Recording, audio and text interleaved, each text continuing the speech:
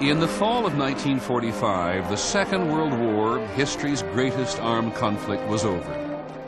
America's sons and husbands and fathers were coming home. I flew to Burbank, and my wife met me. That was great. She was beautiful as usual, and she normally doesn't wear a lot of makeup, but she had makeup on. It was running down her face. Oh, it's the most thrilling, exciting time of your whole life. There's nothing compares to coming home to your loved ones. It was heaven. That was heaven. I mean, I was just a kid. I was just barely 20, I guess, when I got out of service. There was that whole strangeness of having been so fully committed to the war, to danger, to whatever it was you were doing, then suddenly a kind of decompression chamber which was filled with uncertainty. Returning veterans had reasons to worry about what peace would bring. Factories that had worked around the clock during the war now had few jobs to offer. All the GIs were coming home. There were no jobs. And I found a job for $1 an hour refinishing damaged refrigerators from freight yards. Dirty, lousy job, but I took it.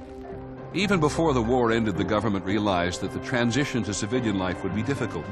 In 1944, Congress passed the GI Bill of Rights. It guaranteed vets low-cost mortgages and higher education. Think of what that would mean. Fantastic. People go to medical school, dental school, do anything they wanted, paid for by the government. It paid me to study the history of English poetry at Harvard, of all things, just the way it paid somebody else to study a very practical and utilitarian subject in South Dakota. It was absolutely democratic and indiscriminate in the highest sense. Veterans would, after a brief lull, be swept into an American economy rich in unprecedented productivity and opportunity. We were the arsenal of democracy. All you had to do was throw a switch and go from producing tanks and airplanes and jeeps to cars and refrigerators. By 47, 48, the economy was zooming. The driving force behind the booming economy was the American consumer. There hadn't been much to buy during the war. Americans had built up their savings, and now they were ready to spend.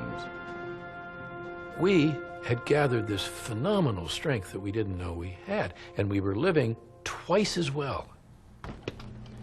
Everybody was. Wages, productivity, everything had just increased in a way that no one had ever experienced.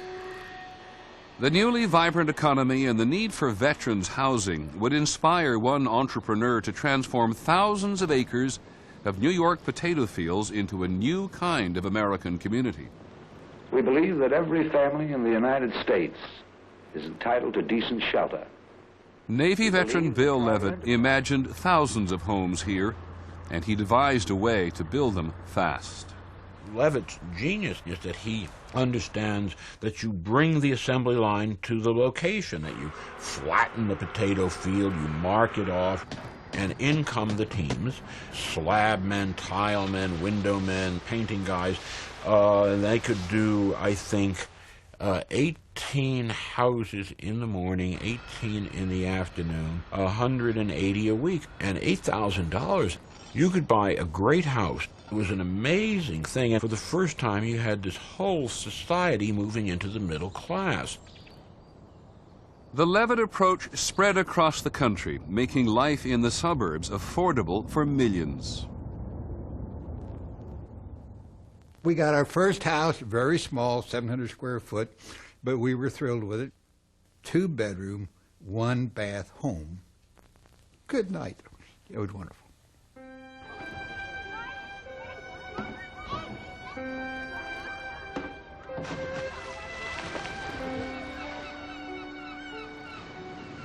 My recollection of those years is sunshine and flowers and blue water and mountains and a place where you could do almost anything you wanted, no matter what.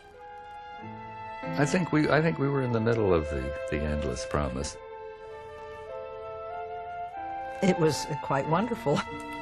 We started our family in 1950, and it was just a time when we were young and everything was before us.